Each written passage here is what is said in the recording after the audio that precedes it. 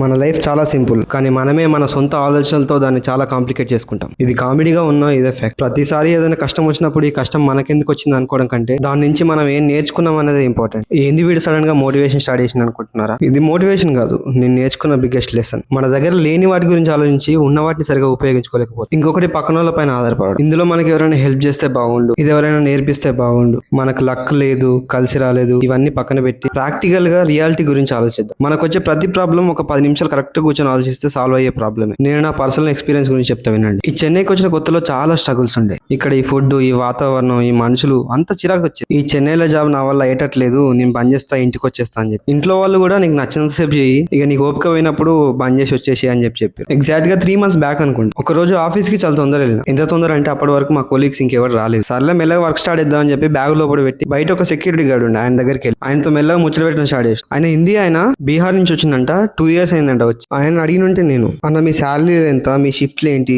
ఎలా ఉంటారు అని ఆయన అన్నాడు. ఆయనకు ఒక 16,000 వస్తాయంట, రొటేషన్ షిఫ్ట్స్ 9 hours.